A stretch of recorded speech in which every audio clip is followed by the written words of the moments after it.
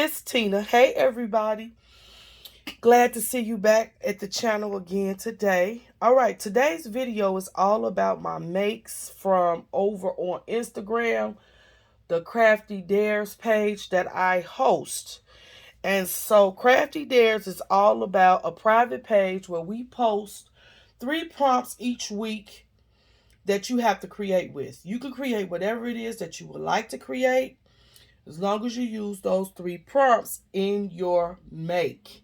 So I have all of my makes for the month of September, and I want to share them with you today. Can somebody tell him thank you? All right. Our first week, the prompts were a bear tree, a spider, and apples. And I chose to create this beautiful tag.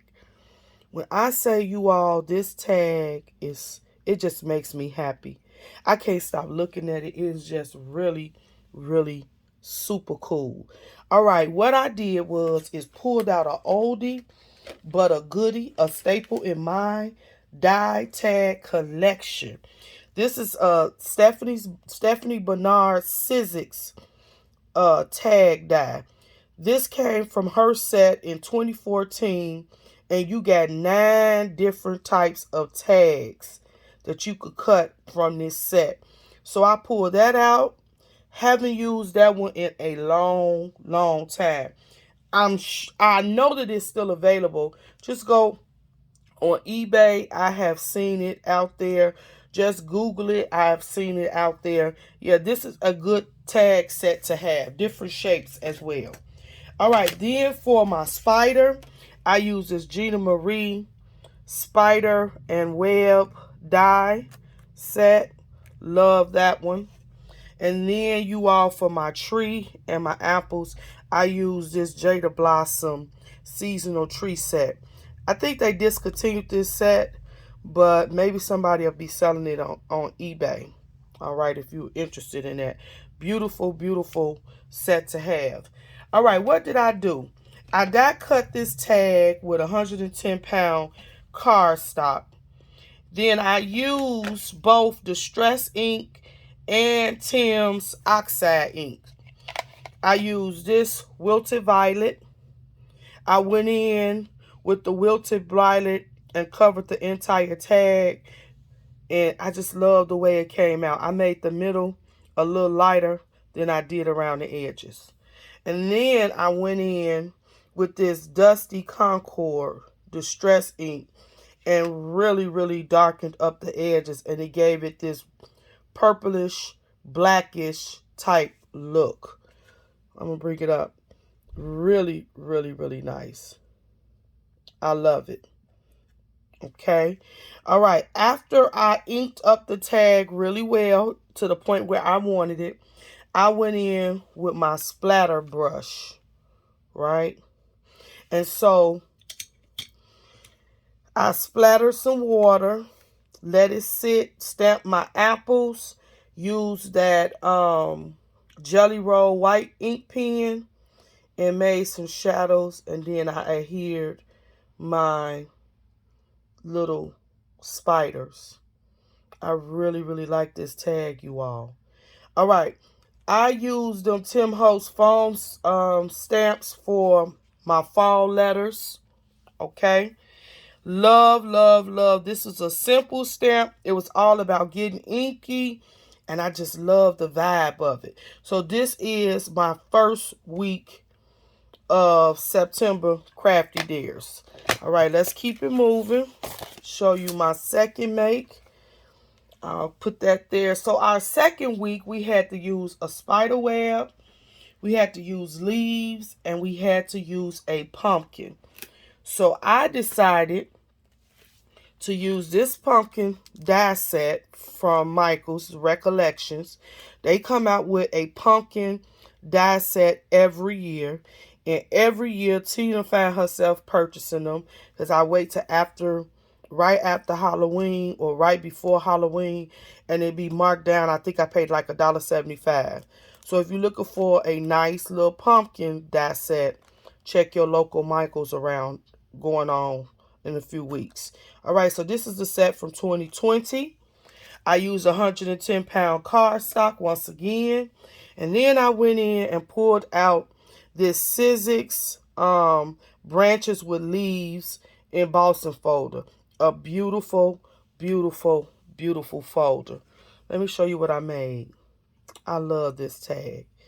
A beautiful tag. This could hang on some pumpkin bread, some pumpkin cookies, a bag of those candy corns. This would just be spice bread. Oh yeah, this would be a perfect tag for any type of fall food, right? So what did I do? I went in and I used wild honey. I used spice marmalade, rusty hinge, and then vintage photo. So you all, I used the wild honey first, right? You can really see the wild honey in the middle. Okay, and then I inked the whole entire pumpkin with the wild honey, and then I began to layer. I layered with the spice marmalade. When I went in with each layer I went further and further to the edges. So with the second layer, I went a little bit out from the middle, and you will see how it gets lighter, gets lighter to darker as you go towards the edge. That's the look that I wanted. All right, and then after the spice marmalade, I went in with the vintage photo. You can see it got really dark around here. And then I went in with the rusty hinge on the edges. Let's talk about these water splatters, because I did splatter some water. But on this pumpkin, I did not use the splatter tool like I did on this tag. All right. This was done with a splatter tool, and I used my small brush, splatter brush. I have two. This one makes bigger splatters. This will make smaller splatters. And if you can look, this set of splatters is more uniform in size. This set of splatters is not. I went in and just dipped my fingers in some water, and then I just splattered the water, and I like the way that it's not uniform. It just looks like water was wasted on it. I love it. Very vintage. Okay, for my spider web, instead of using a whole web, I went with the illusion of the what do you call it? The venom, when the spider spits out the venom and the webs are formed. That's what I wanted this to look like, right? So I use this stamp right here from the itty bitty backgrounds. Okay, so that's my form of the spider web.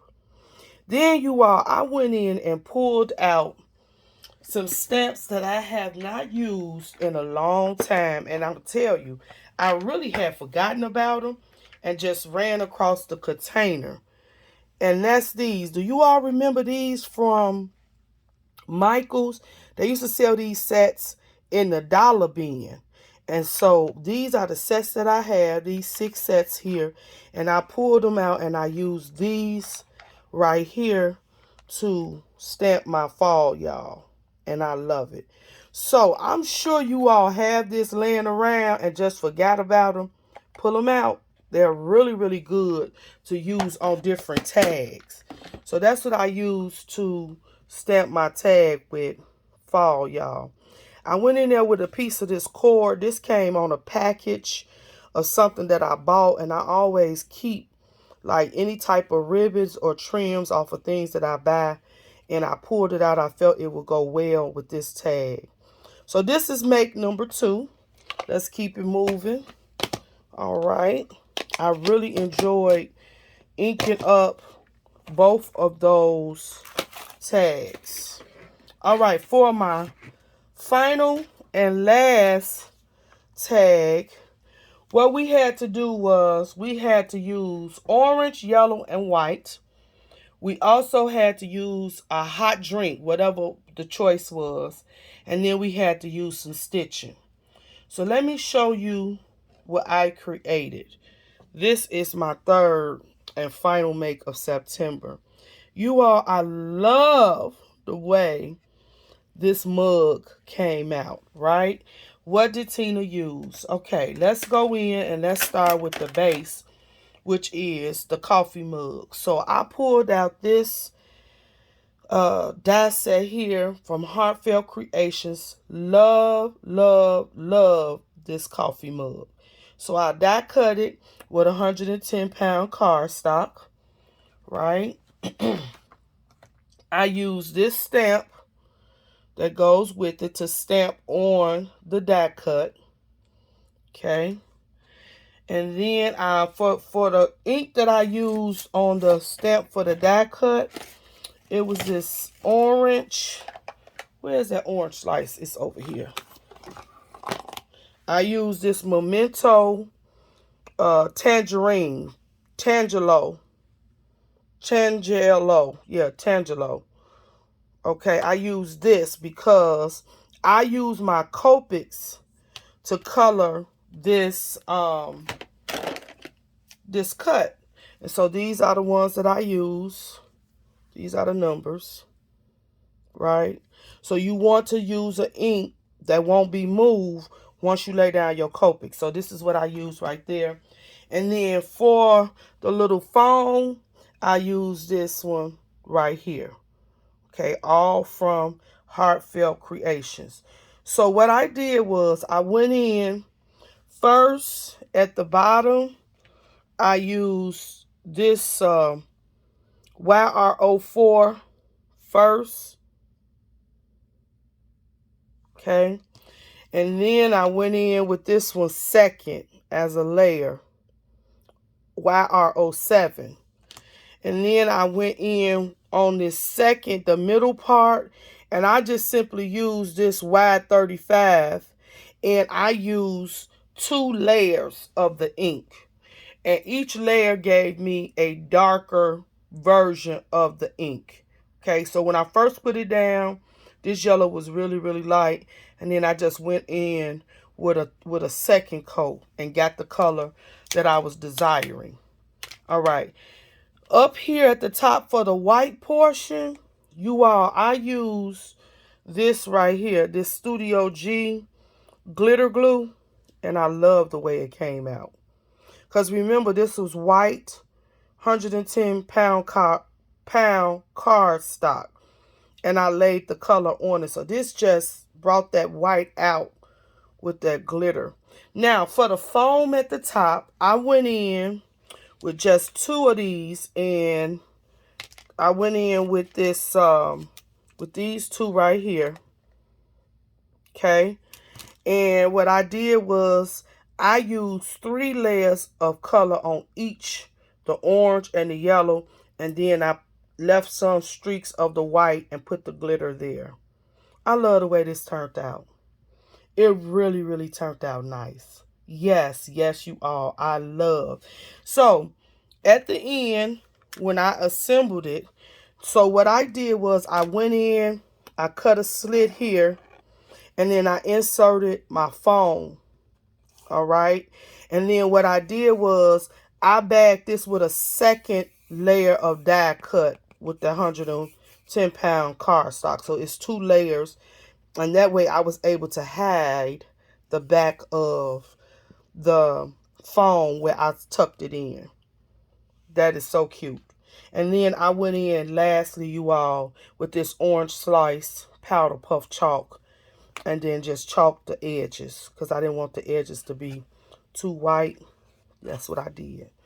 All right, so you all, this is my entire month of September. All 3 of these makes, I really, really enjoyed crafting, making them. Man, tell me what you think. Would you have done anything different? What, and tell me the suggestions of things that you would have done. All 3 of these tags are just breathtaking to me. I love them. This coffee mug, I did not put a holding piece because I could put this on a card to be a card front.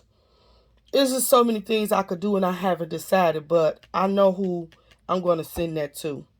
All right, so you all leave me some comments. If you're interested in Crafty Dares, the only requirements are is that you have a Instagram page. Your Instagram page must be active. Being active means you must have 3 months worth of, how can I say this, crafty projects. Not just 3 months worth of anything, right? We got to know that you're a crafter, and you have to be posting consistently for 3 months in order to be qualified or considered to join our private page. So I invite you all that would like to come over and join us. It's really, really good for helping keeping your crafty juices flowing. If you don't have some of the materials or whatever, it's okay. Use what you have, right? It's all about just keeping that creative mind flowing. And so sometimes we can't do long projects, but we can do small projects. So that's what Crafty Dares is all about. Giving you 3 prompts, let you be free, and just have like 15-20 minutes to do something crafty. Does that make sense? All right, if you all are interested, just send me a private message over on Instagram. All right, till next time.